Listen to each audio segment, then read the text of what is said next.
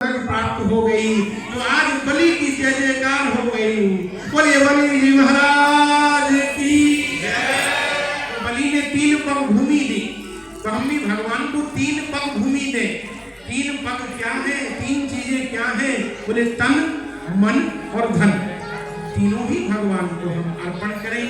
दिव्य रूप से भगवान वामन की कृपा परिवर्षित हुई। आगे चलकर सूर्य वंश का वर्णन करते हैं। सूर्य वंश में 1 से 1 प्रतापी राजा हुए, और इसी वंश में दशरथ जी के यहाँ पर साक्षात भगवान का प्राकट्य हुआ। भगवान 4 रूपों में। बोले रामचंद्र भगवान की, श्री भरत जी महाराज की, श्री लक्ष्मण जी महाराज की, श्री शत्रुघ्न जी महाराज की, राम भक्त हनुमान जी महाराज की। सुंदर रूप से श्री जगन्नाथ का, श्री नागेंद्र सरकार का वहां पर प्राकट्य हुआ। आगे चलकर गुरुदेव सुखदेव चंद्रवंश का वर्णन करते हैं, और राम कथा सुनाने का तो समय नहीं है। सुंदर रूप से अब हम भगवान श्री कृष्ण की कथा में और कुछ ही क्षणों में नंदोत्सव में प्रवेश करेंगे। दिव्य रूप से श्री सुखदेव जी महाराज चंद्रवंश का वर्णन करते हैं। इसी वंश में आगे चलकर महाराज श्री वसुदेव जी हुए हैं, और वसुदेव जी का मंगलमय विवाह देवक महाराज की पुत्री देवकी जी के साथ संपादित हुआ है। देवक के एक भाई हैं जिनका नाम है उग्रसेन, और उग्रसेन के पुत्र हैं जिनका नाम है कंस।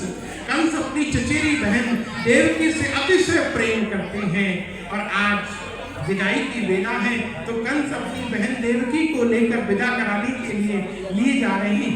इधर देवता भगवान के पास गए, बोले भगवान इस कंस के अत्याचार से हमको बचाओ, इसने बड़ा भारी उत्पात मचा रखा है। तो भगवान ने कहा बोले कोई बात नहीं, अब हम आगे चलकर देवकी के 8वें गर्भ के रूप में उत्पन्न होंगे और सबका उद्धार करेंगे। परित्राणाय साधूनां विनाशाय च दुष्कृतां धर्म संस्थापनार्थाय संभवामि युगे युगे। भगवान किस लिए आते हैं? बोले दुष्टों का संहार करने के लिए और भक्तों के ऊपर कृपा करने। सुंदर भाव से महाराज कंस लिए जा रहा है, तभी आकाशवाणी हुई, यस्यास्त्वामष्टमो गर्भो हन्तायाम बहसे पुनः। हे कंस, जिस देवकी को तू अपने साथ लिए जा रहा है, उसी की 8वीं संतान से तेरी मृत्यु होगी। देवकी के गर्भ में तेरा काल पड़ रहा। और जैसे ही महाराज यह सुना है, तो कंस भयभीत हो गया। कंस ने कहा अच्छा, इसके गर्भ में मेरा काल है, तलवार को लिया है और सिर काटने के लिए तैयार हो गए। श्री वसुदेव जी ने कहा बोले क्या करते हो, तुम अपनी बहन को मारोगे? नहीं नहीं, ये मेरी मृत्यु का कारण है। इसके गर्भ का जो बालक है, मैं इसको समाप्त कर दूंगा, मेरा काल भी समाप्त हो जाएगा। वसुदेव जी ने कहा बोले क्या करते हो? देखो खतरा देवकी से नहीं है, देवकी के संतानों से है। मैं तुम्हें वचन देता हूँ कि एक एक कर देवकी की सभी संतानें तुम्हें प्रदान कर दूंगा। और जब ये कहा है तो प्रदान कर दिया, छोड़ दिया है। कारागृह में देवकी और वसुदेव जी को बंदी बना दिया है।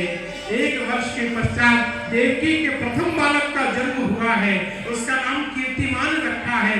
कंस ने प्रथम बालक को मार दिया है। दूसरे वर्ष दूसरे बालक का जन्म हुआ।